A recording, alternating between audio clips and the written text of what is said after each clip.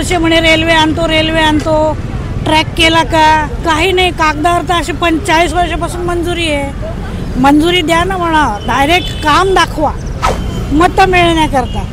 पण मत निवडून आल्यावर तेच नाही भेटलं पाहिजे. नुसतंच आभार प्रदर्शन, पेपरमध्ये जाहिरात त्याच्याकरता नाही, प्रत्यक्ष लोकांमध्ये जाऊन भेटलं. लोकांना काय पाहिजे हे काहीच त्यांना नकोय. ते त्यांच्याच मनाने सगळा विकास करणार का? म्हणजे मी स्थानिक याच्यापासून सांगतोय, आजचं खासदारकीचं आहे. उडान योजना काढली मोदी सरकारने. 2500 रुपयामध्ये तुम्ही कुठे उडा, ते 2500 तिकीट कधीच कुणाला मिळालं नाही आणि ते विमानच उडाले. लोकसभा रणधुमाळी सुरू आहे. मखमालाबाद रोडवर उभा आहे आणि इथं लोक काही दर्शनासाठी, काही भाजीपाला घेण्यासाठी आणि वॉकिंगसाठी येत असतात. इथले स्थानिकचे नागरिक माझ्यासोबत आहेत. कशी लढत आहे राजेभाऊ वाजे विरुद्ध हेमंत गोडसे, म्हणजे दोन उमेदवार आणखी आहेत. वंचित बहुजन आघाडीचे उमेदवार आहे, दुसरीकडे आनंदगिरी महाराजसुद्धा आहेत. 4 लढती होणार आहेत. मात्र प्रमुख लढत या दोघांमध्ये होणार असल्याचं बोललं जातं आहे आणि म्हणून इकडे नागरिकांची प्रतिक्रिया जाणून घेण्यासाठी कोण खासदार हवा आहे तुम्हाला? मागच्या वेळेस कोण होते, ते कसे खासदार होते? खासदार तर आम्हाला राजेभाऊ वाजेच आता पसंत आहे. कारण हेमंत गोडसेंनी फक्त पोकळ आश्वासनं दिले, होर्डिंग्स लावले, कामं कुठलीच पूर्ण केली नाही आहे. त्यांच्या जेवढे लोक फेवरमध्ये होते त्यांची कामं केली, पण सामान्य जनतेकरता त्यांच्याकडून काहीच नाही. कार्यकर्त्यांची त्यांची कामं केली ते हां का सामान्य लोकांकडे बघितलं नाही, बघितलंच नाही. आणि 10 वर्ष तरी त्यांना निवडून दिले लोकांनी. कसं बरं, लोकलचे प्रश्न असतात.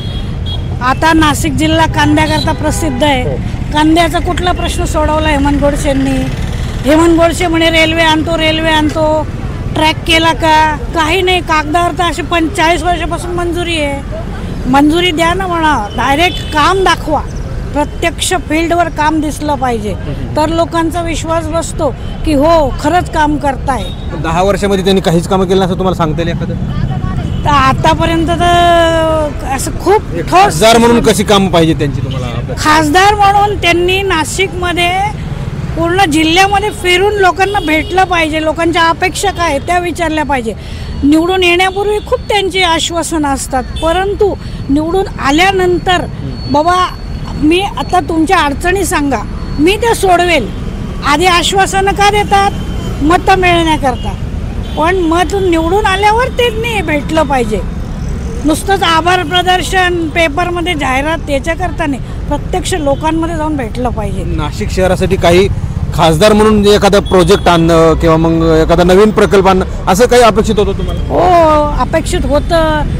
IT पार्क होतं, ते त्यांनी चालू नाही केलं. भुजबळ साहेबांनी पण आश्वासन दिलं होतं, तेही चालू नाही झालं. मग आता नाशिकच्या इंडस्ट्रीज बंद पडून राहिल्या. कारण माझा मुलगा स्वतः इंडस्ट्रीमध्ये काम करतो. बिलकुल नाशिक नोकऱ्या नाही, धंदा जो बिझनेस पाहिजे तो नाही आहे. नाशिकला विमान सेवा म्हणजे विमान उडालं का खाली आहे हेच कळत नाही नाशिकहून दिल्लीपर्यंत. म्हणजे आता वाजे ह्या सगळ्या गोष्टी करतील असं तुम्हाला वाटतं? हो, अनुभवी माणूस आहे. जरी शांत दिसत असले तरी काम करतील अशी लोकांची अपेक्षा आहे. मग वाजेच? हो, वाजे. कोण खासदार होईल, कशी सगळी परिस्थिती आहे? मागचे खासदार कसे होते? मागचे खासदार हेमंत गोडसे होते, त्यांना 2 टर्म दिल्या, 10 वर्षाचा काळ. शिवसेना भाजप युतीच्या काळात ते खासदारकीचं काम केलं. त्यानंतर त्यांनी सत्तेकरता म्हणून बाहेर पडले, विकासाकरता बाहेर पडल्याचं सांगतायत. हे अत्यंत चुकीचं आहे.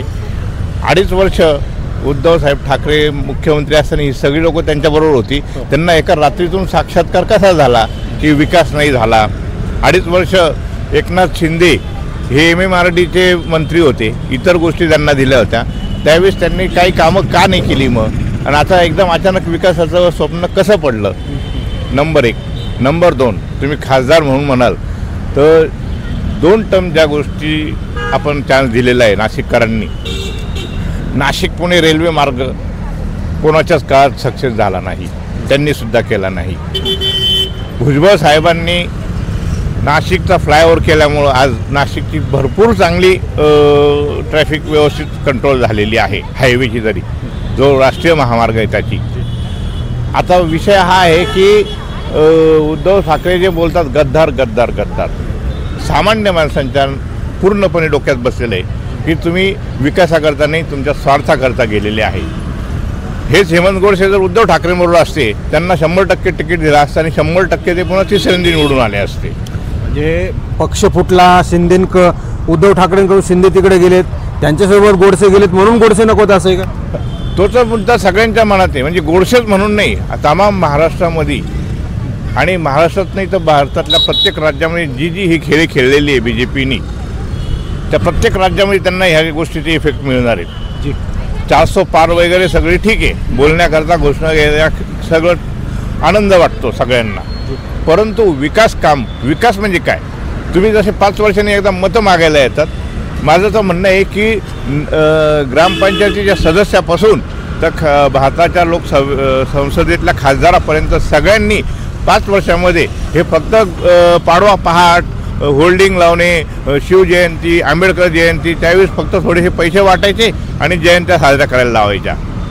पण एकाही लोकप्रतिनिधीला म्हणजे ग्रामपंचायत सदस्यापासून तर खासदारकीपर्यंत असं कधीच सुचलं नाही की बाबा आपल्या मतदारसंघामध्ये तुम्ही वर्षातून एकदा लोकांना बोलवा, त्यांची मागणी काय आहे ती समजावून घ्या, ती कागदावर घ्या आणि त्यातली कमीत कमी 50% जरी पूर्ण केली तर त्या नेत्याला खरंच त्यांनी सेवा केली याचं कळेल आणि लोकांनाही कळेल की बाबा आम्ही ह्या 50 मागण्या केल्या होत्या.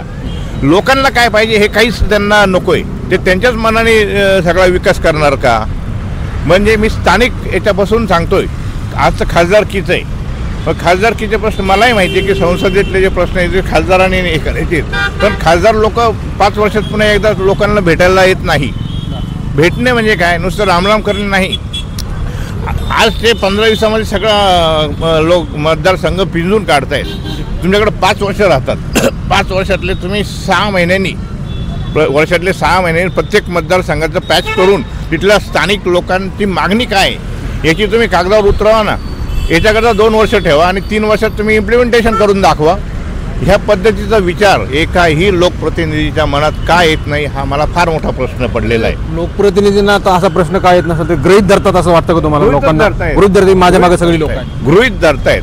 म्हणजे आम्ही एअरपोर्ट बांधला, लोकांना कळालं आम्ही एअरपोर्ट बांधला, त्या एअरपोर्टवरनं विमान उडताना तुम्ही फक्त फोटो काढून घेता. नाशिक दिल्ली विमान आजपर्यंत 10 वेळेस चालू झालं आणि 10 वेळेस बंद झालं. मग तुमच्याकडे जर उड्डाण मंत्री हे जर केंद्रामध्ये आहे तर तुम्ही खासदार म्हणून आजपर्यंत का काही केलं नाही? एक विमानाचं उदाहरण दिलं, उडान योजना काढली मोदी सरकारने. 2500 रुपयामध्ये तुम्ही कुठे उडा, ते 2500 तिकीट कधीच कोणाला मिळालं नाही आणि ते विमानच उडाले नाही. फक्त घोषणा आणि फसव्या घोषणा. मी सांगतो BJPचं एकच ब्रीद वाक्य आहे, खोटं बोल पण रेटून बोल. कसं थांबेल हे सगळं कसं थांबेल? BJPचे खोटं बोलणं कसं थांबेल? हे मतदारांच्या हातात आहे. मतदारांनी ही मी जे बोलतोय हे जर त्यांच्या लक्षात आलं तर थांबू शकेल. कारण तुम्ही एखादी गोष्ट एखाद्या माणसाच्या कानावर 100 वेळेस जर रिपीट केली तर ती त्या माणसाला खरी वाटते. ही जी स्ट्रॅटेजी आहे ही ज्या लोकांना कळाली ते त्यांना बोलणार नाही.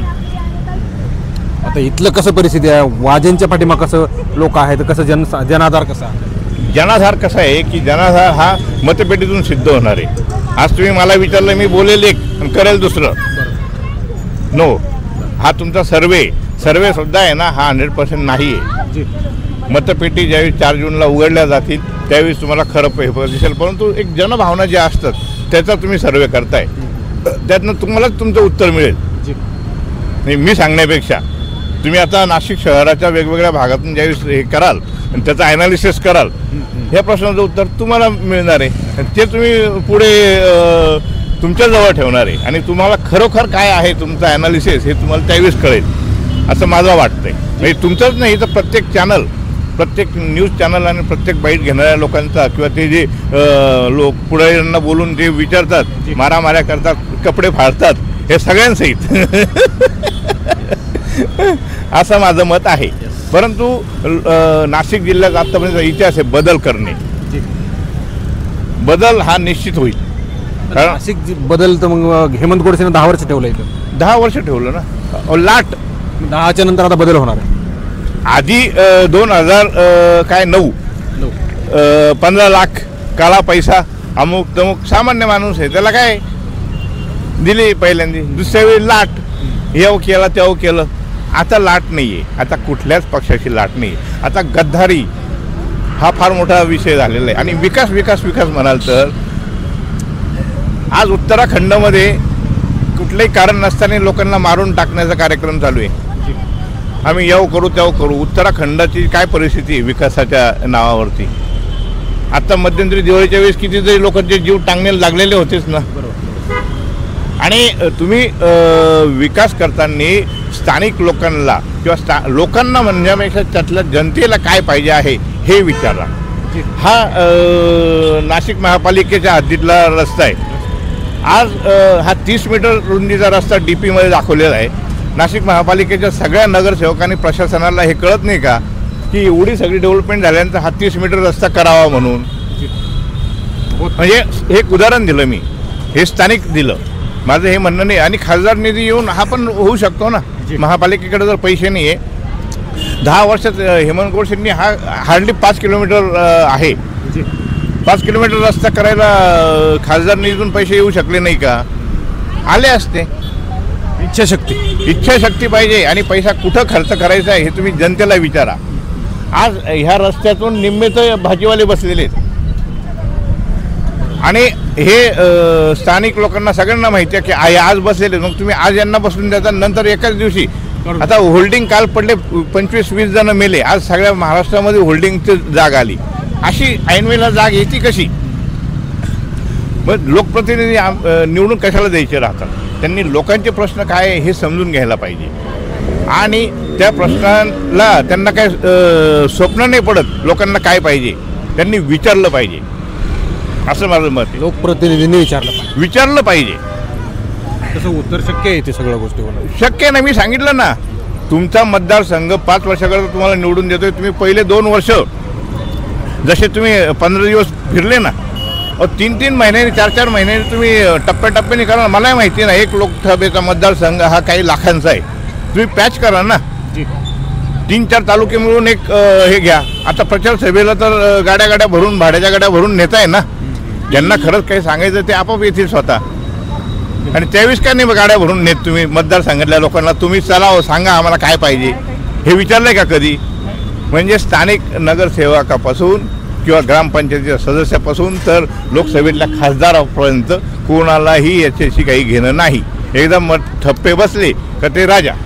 बदल आहे आता 24ला बदल तर निश्चित आहे. तर ज्येष्ठ नागरिक होते आणि विस्तृत त्यांनी जे आहे ते यांचं मत मांडलेलं आहे. सगळी परिस्थिती आपण जाणून घेतलेली आहे त्यांच्याकडून की कोण लोकप्रतिनिधींनी त्यांनी कसं काम केलं पाहिजे त्यांनी विस्तृत पद्धतीने सांगितलं. एकीकडे सांगितलं आहे की तुम्ही एका महिन्यामध्ये सगळी व्यवस्था करता, गाड्यांची, प्रचारांची, त्या प्रचार यंत्रणेची, तुम्हाला त्या जाहिराती करायची, बूथ मेंबरची, बूथ कॅप्चर करण्याची सगळी व्यवस्था तुम्हाला 1 महिन्याभरात करता येते. मात्र विकासाच्या दृष्टीनं तुम्हाला कुठलीही आखणी करता येत नाही. 5 वर्षात ते कुठलाही एक दिवस तुम्ही काही काम करत नसता. अशी सगळी परिस्थिती म्हणजे विस्तारात या ठिकाणी सांगितलेलं आहे. खरं तर लोकप्रतिनिधींच्या डोळ्यामध्ये गजगजीत अंजन घालणारी ही गोष्ट या ठिकाणी बोलून दाखवली एका मतदारानं. या सगळ्या गोष्टींचा जर अवलंब केला पुढाऱ्यांनी तर येणाऱ्या काळामध्ये म्हणजे कोणालाही बदलावं किंवा कोणी निष्क्रिय आहे असं म्हणायची वेळ कुठल्याही नागरिकावर किंवा मतदारावर येणार नाही. त्यामुळे लोकप्रतिनिधींनं या सगळ्या गोष्टींचं भान ठेवून काम आणि विकासाची सगळ्या गोष्टी केल्या पाहिजेत, दूरदृष्टी ठेवली पाहिजे असं म्हणावं लागणार आहे. कॅमेरा पर्सन परिवर्तन जाधव सह मी संग्राम धनवे, मराठी महाराष्ट्र न्यूज, नाशिक.